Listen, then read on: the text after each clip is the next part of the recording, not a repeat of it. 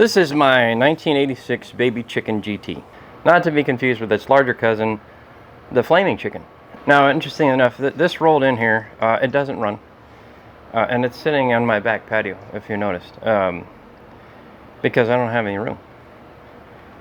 This car has an interesting story. So GM, back in the early 80s, decided they wanted to make a commuter car that had sports car styling. And at the same time, they decided, what if we tried to tackle the power source, power cube, in front of the rear wheels and behind the front wheels? And so this car actually has a mid-section power cube. And it's an American car. It's made by Pontiac. So originally this project was known as Project Pegasus. And the idea was they were trying to get to 50 miles a gallon. They didn't get there. In 84, the first ones that came out, they started production 83, 84, and the sports car. 2.5 liter, 4-cylinder, inline, 92 horsepower. My definition of sports car and Pontiacs are two different things, I guess, at least with regard to this car. Pontiacs make some great cars, don't get me wrong. Like, don't get between me and a Trans Am, and I'll hurt you to get to it. To save weight, they made some decisions on, you know, these are polymer. They're not actually steel. There are about 13 polymer body panels on this car. So it's relatively lightweight. Like I said, this is an 86, and they eventually offered a 2.8 liter V6 engine, which is what's here. This one, I don't know, 120 horsepower, 130 horsepower if you're lucky. This one has 0, as a result of some neglect. Let's just call it that. Don't neglect your cars, people. Get involved with them. This is a relationship. I have a serious problem of fear of missing out. It's clinically been diagnosed. And so when I saw this, I couldn't pass it up. And people made fun of me. They said, oh, well, where's your fuzzy dice? Where's your mullet? Where's your, you know, Billy Squier bumper sticker? I'm going to be, I'll have the last laugh. Because you tell me where you can find a mid-engined, 2-seater sports car for under $2,800. I don't know of one. I mean, your Mr. 2s, they're considered, you know, Toyota Mr. 2s are considered a sports car, but they're, you know, they're more than $2,800.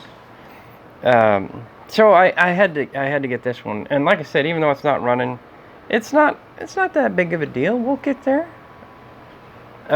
This one's got the fancy little well, not removable, but it does this thing.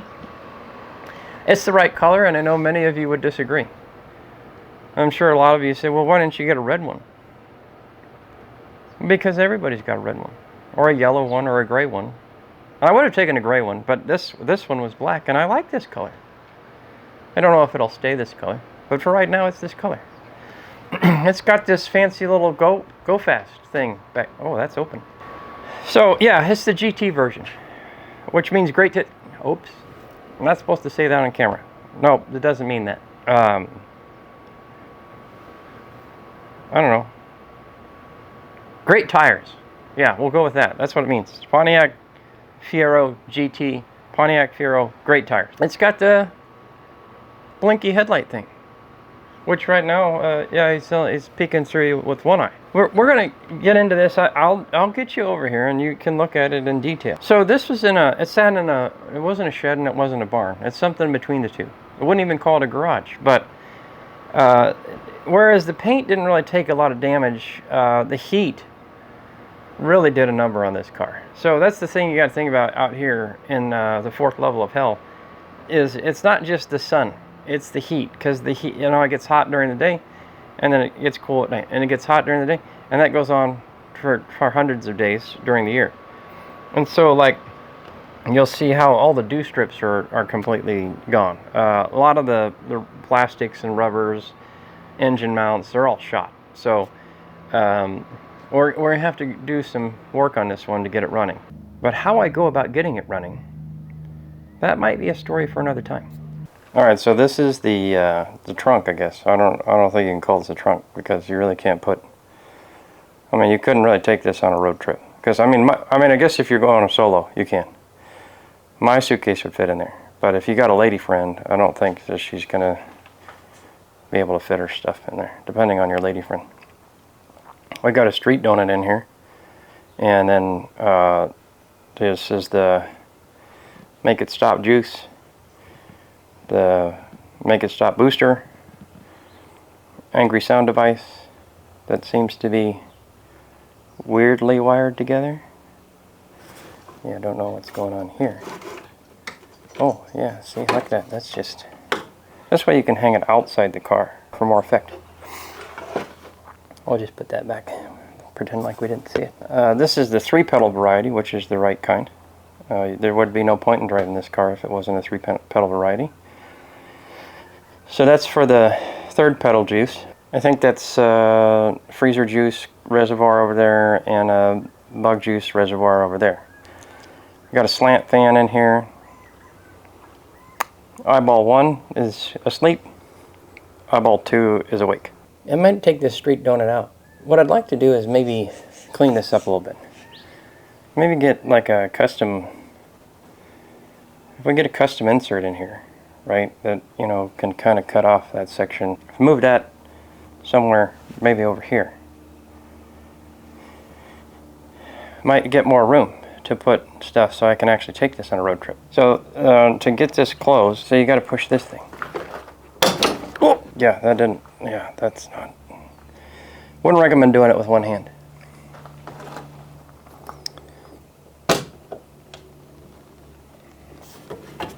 Okay, so that's the logo. You can kind of see there's some sort of a phoenix, I guess you would call it. How appropriate, and even more appropriate than you realize. Early estimates suggest that 1 in 400 of these caught on fire and melted to the ground. So let's look at the rest of this thing. It's got kind of this two-tone silver on the bottom with black.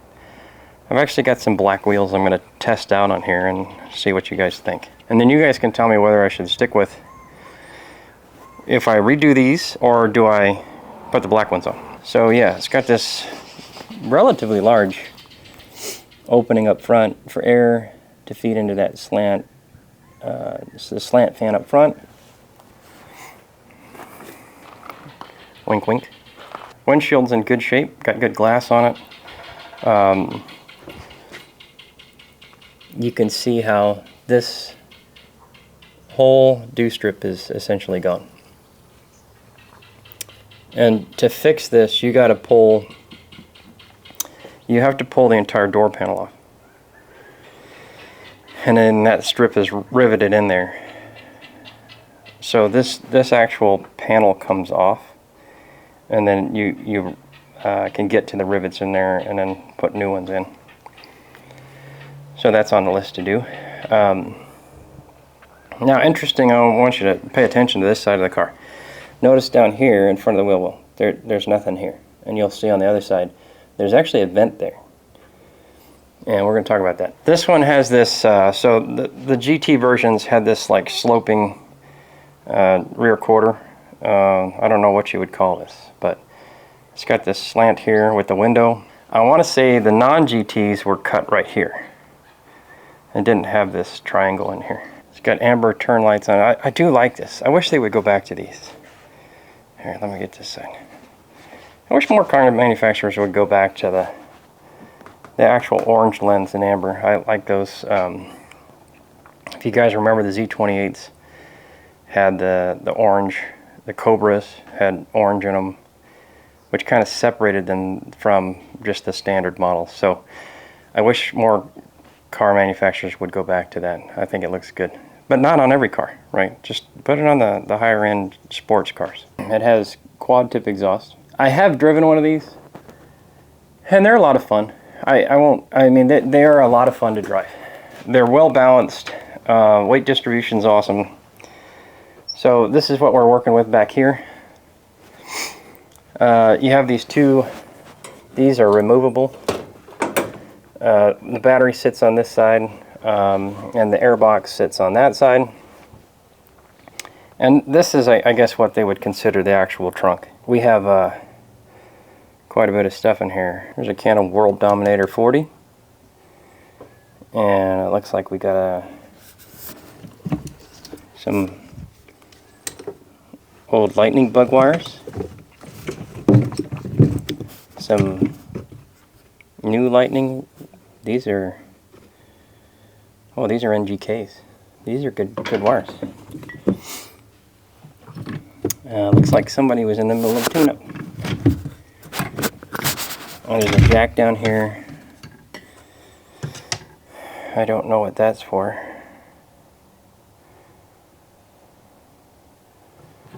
It's some trim panel that goes somewhere. Oh, it's a new cap.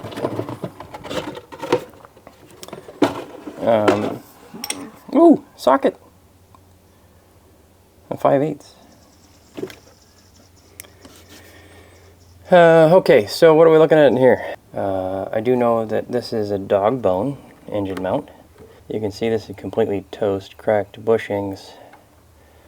It's probably not even doing anything.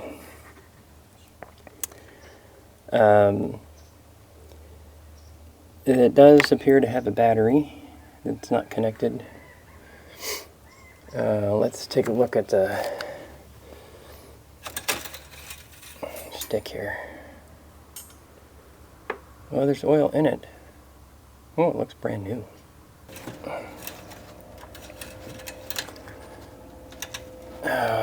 Looks like we got mostly new wires on it. And that's not even connected. This doesn't even look that old, but that does. So we're going to need a new distributor. This has a get rag transmission in it, which is a 5-speed. Looks like it's got maybe an MSD. Yeah, MSD coil. What I did find interesting is that is a Holley throttle body that came stock with this car. Yeah, I was surprised to know that as well. Intake looks like it needs a new paint job. From what I understand, this is actually a pretty solid motor, as long as you take care of it and it doesn't catch on fire. From what I understand, these caught on fire because of some oil recommendation issues, that there either wasn't enough oil or too much oil, and also coolant problems that would cause it to catch on fire. So this one doesn't run because back here is 2, 4, and 6. This is against the firewall. And number 4 and 6, the lightning bugs are rounded off. So you can't get those out. So what we're going to do is probably tear this down and get the heads off. And then we'll go from there. Alright, so that's the roof vent right there, which I no doubt leaks. Let's come in this side here. So this is a gray interior, which appears to be in really good shape. Looks like we got a Flaming Chicken logo right there, and these are kind of a mat pocket that's spring loaded. This car does not have power steering, which you can install an electric power steering. No obvious rust. Again, this is an Arizona car, so no real rust issues that I've seen so far. I will be tearing this car apart once the WRX is done. This, I guess, is your glove box. But actually quite a bit of room in here, being that it's a 2-seater. So for someone like me who's 6'2", not really a problem to sit in either the passenger or the driver's seat. So these are radiator support brackets that I bought. I got some plugs AC Delco rapid fire, and some belts for this car. 86 do-it-yourself, DIY, the original DIY Pontiac Fiero. This is actually kind of cool. It shows you how to do all the maintenance. Whoever owned this car did none of it. So it's actually pretty cool. I'm going to put that in the glove box. Seats are dirty, but in relatively good shape. I really love this color. I like the way these seats are designed. They've got good bolsters in them. They're definitely sport racing kind of seats. I like how it's got the logo in the back of it. Now, there was an option with these cars to actually get speakers in the headrest, which, yeah, we're going to have to do that. So I will be looking to source that, or even make our own. Like, what do you think, guys? Can we make our own? Can we just take these seats out and maybe put some speakers in there? Put, like, I don't know, 3.5s? I think 3.5s might work. I don't know. Maybe a little bit bigger. I don't think you can fit 2 5s in there. We'll have to see. But yeah, I mean, no visible damage in here. It does have a, looks like it's got a Pioneer. So aftermarket stereo. It does have air conditioning. And I love the way these gauges look. That's just, why don't cars look like this anymore? Can you explain it to me? This thing kind of comes open. And then you got a little storage area in there. There's more manuals, looks like. Let's see what's in here.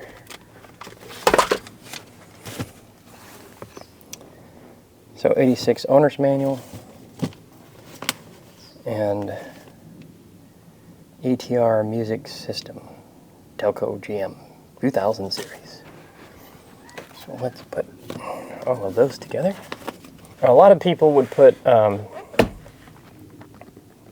like a 6x9 or 5x7 in here. I'm kind of surprised this doesn't open.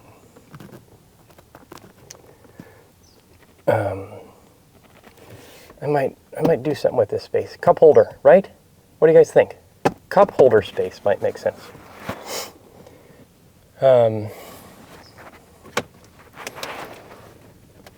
Looks like it was a non-smoker. Maybe. It does have power windows. I don't know if they work. Not a lot of room back here for activities. Again, underneath the car, the pinch welds look amazing. Which most of the cars I have, the pinch welds are destroyed. But underneath looks pretty good. So yeah, I mean, just interiors back in the day. Something about them. We got another map pocket. This is our oak brake. That probably isn't even connected. Yeah, that's not connected. Pedals are consistent with about 116,000 miles.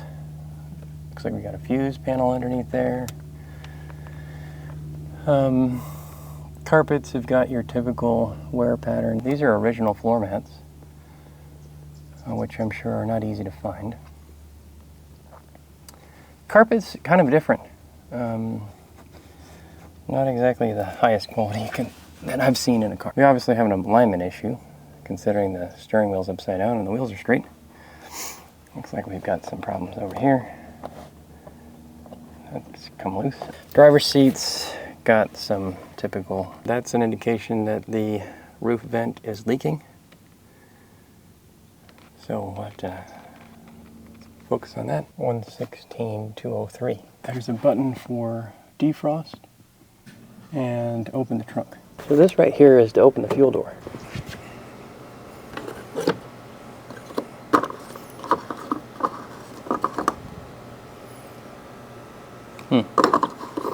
I don't know how long the fuel's been in here. So, as I mentioned on the other side, there was an vent here, and this vent is designed for the air box.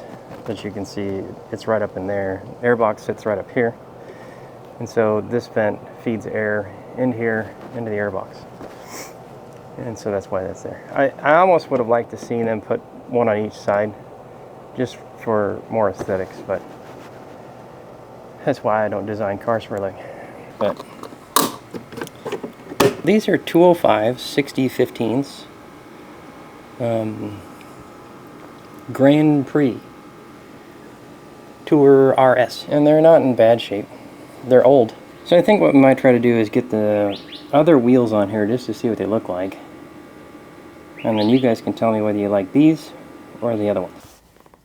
I'm going to tell you something. It's hotter than Selma Hayek in a building fire.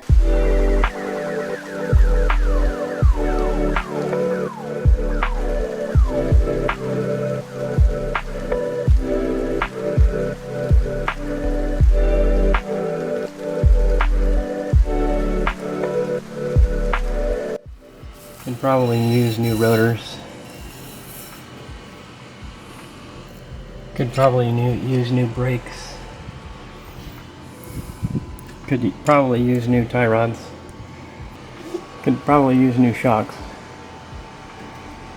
And probably use new soft lines. Alright, let's get this new wheel on here. I'm not so sure what this is here for. If anything at all. So yeah. We're just gonna take the exhaust off anyways. So yeah, this is factory, obviously. We're gonna go from this to this. I don't know if these are gonna fit.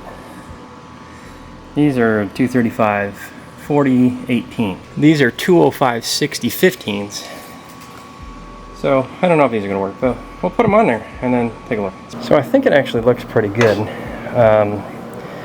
It definitely need lowering springs. I like the way it looks, but we got to fill up that wheel well a little bit. So I think if we maybe drop it a little bit, maybe an inch, we should have enough clearance to maybe get some lowering springs, drop it down about an inch, and that will help to fill up that space. But yeah, I think those wheels are going to look really good on there. Alright, so we got both rears on. It definitely sits higher, so like I said, we'll have to get some lowering springs. But it looks like these wheels were originally red and they got plasti dipped or something, so we'll have to get them redone. I got these wheels and tires for free, so I'm not complaining. I think 18s are going to work on here. I don't know about fronts though. We may not have clearance issues too bad in the front. But I think the only way we're going to find out is if we get them on there. So this is the driver's side front. Definitely needs to be cleaned up. Bushings are all shot in here. So we'll probably need two new tie rods. Replace the springs. Might see if we can source some coilovers for this.